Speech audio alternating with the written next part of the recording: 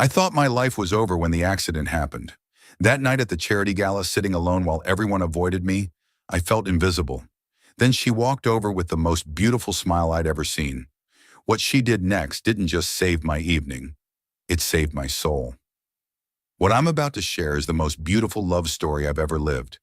It's about finding light in the darkest moment and how one person's kindness can change everything. Hit subscribe before we start, because this story will remind you that love shows up in the most unexpected ways.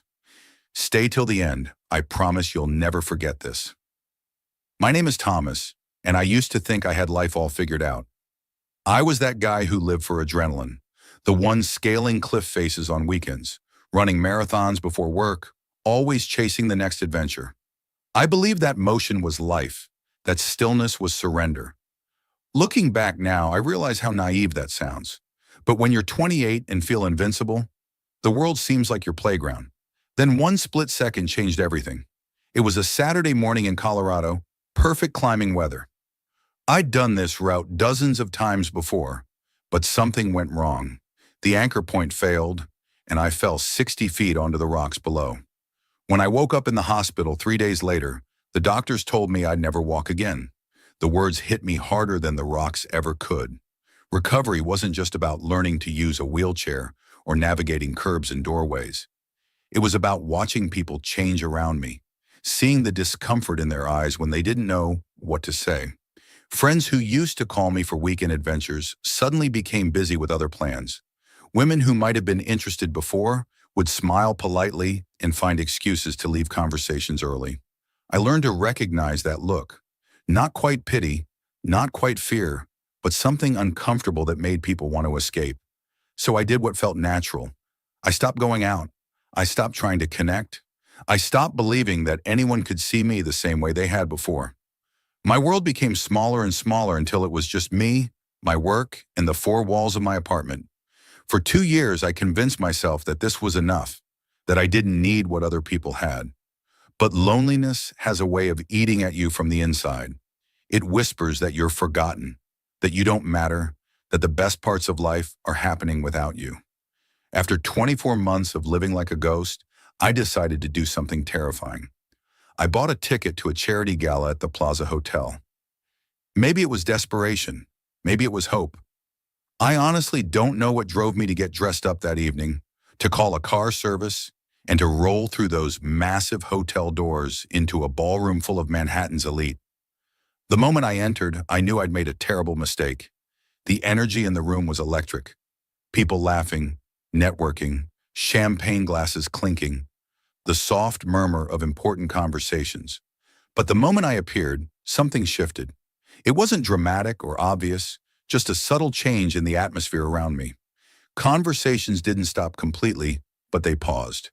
People's eyes would find me, then quickly look away. It was like watching a rock drop into a pond, the ripples of discomfort spreading outward wherever I went. I tried approaching a group discussing art, something I'd always been passionate about. The circle opened politely to include me, but the conversation died. They smiled, nodded, and one by one found reasons to drift away. "Excuse me, I need to find the restroom." "Oh, I see someone I need to speak with." Within minutes, I was alone again. The worst part wasn't the obvious rejection. It was the kindness that felt like charity.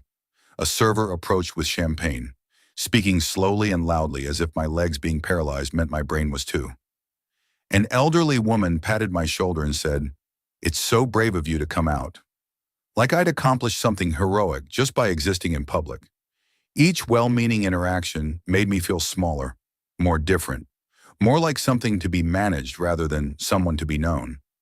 I found myself positioned near the edge of the dance floor, watching couples move together in perfect harmony. The music was beautiful, the lighting soft and romantic, and I felt like I was watching life through a window I could never open. This was what I'd lost.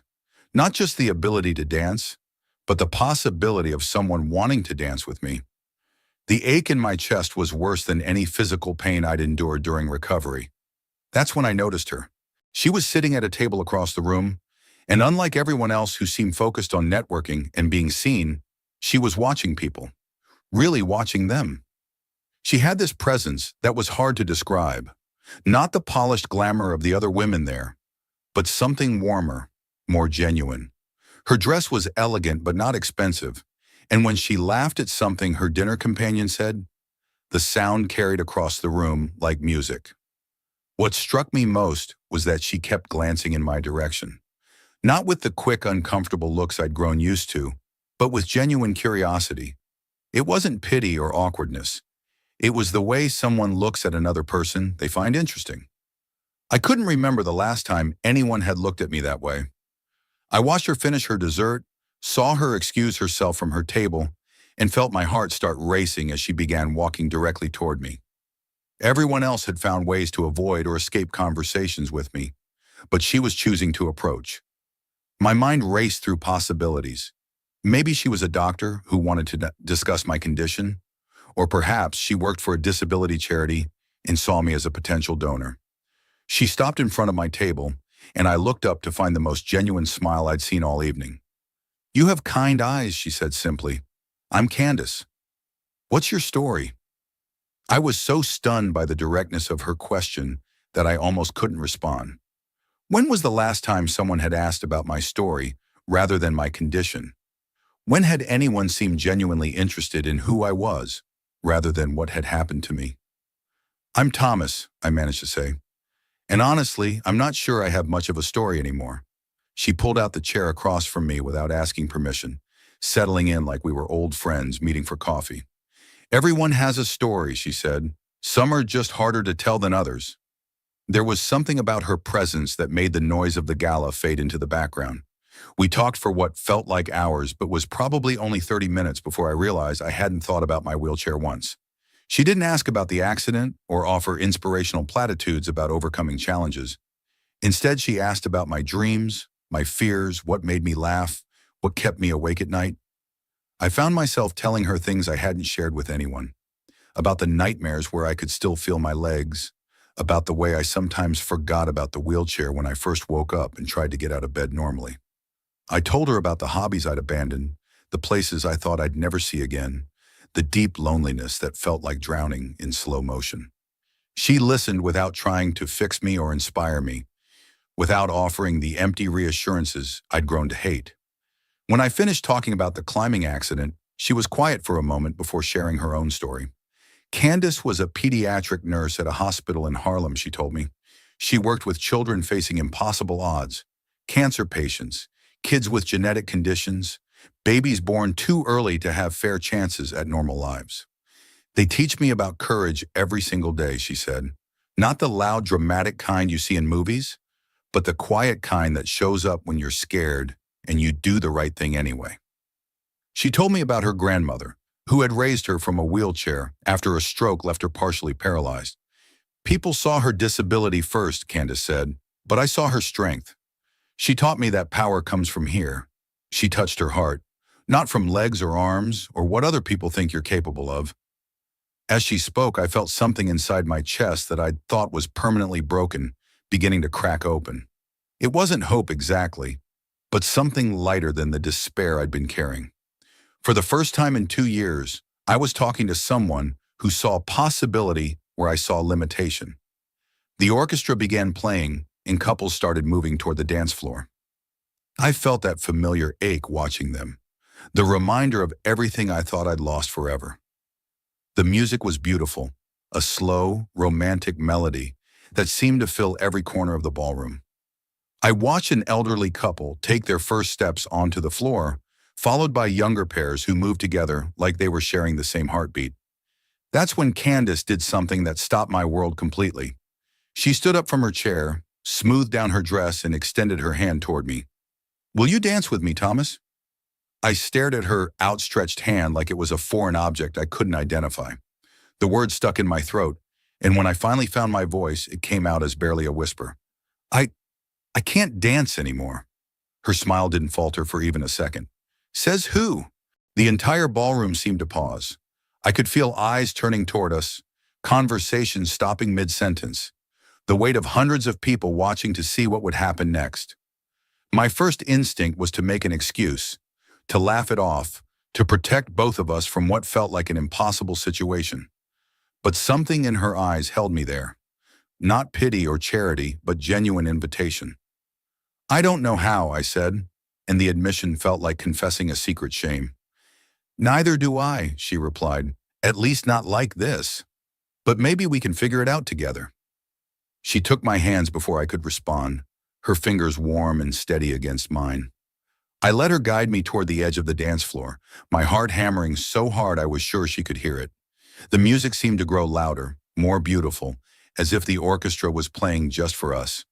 What happened next wasn't dancing in any traditional sense. Candace didn't try to make me stand or pretend my wheelchair wasn't there. Instead, she moved with me, around me, her hands in mine as she swayed to the rhythm of the music. She showed me that dancing wasn't about legs or movement.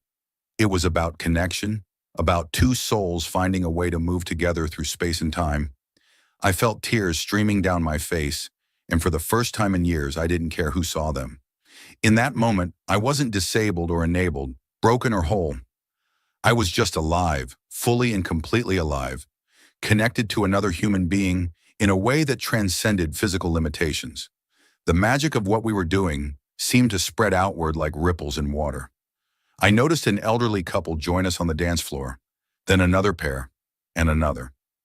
Soon the space around us was filled with people dancing in their own ways, some traditionally, others adapting to their own limitations or simply moved by what they were witnessing. But all I could see was Candace, this incredible woman who had looked past my wheelchair, past my fear, past all the walls I'd built around myself, and seen something worth dancing with. She hadn't cured my paralysis or made my challenges disappear, but she'd done something far more powerful. She'd reminded me that I was still worthy of connection, still capable of beauty, still deserving of love. When the song ended, the applause that followed wasn't just for us. It was for everyone who had found the courage to join us, for the reminder that love and connection can happen in ways we never expect, for the proof that sometimes the most beautiful moments come from the most unexpected places. That was 3 years ago. Candace and I have been married for 18 months now, and she still asks me to dance in our kitchen while dinner cooks. She still sees adventures where I see obstacles, still finds beauty in moments I might overlook. She didn't complete me. She helped me remember that I was never incomplete to begin with. Our love story didn't cure my disability, but it cured something deeper.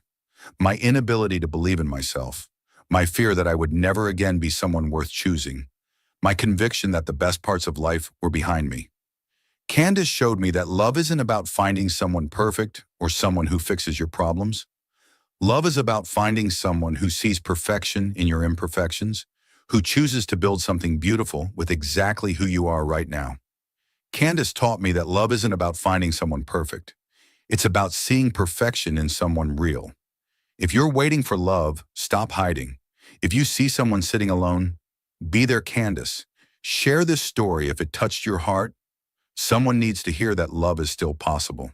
Subscribe for more real love stories, and remember, your person is out there, looking for exactly who you are right now. The accident took my legs, but Candace gave me wings. Sometimes our greatest love stories begin with our greatest pain. Don't give up on your story. The best chapter might be just one dance away.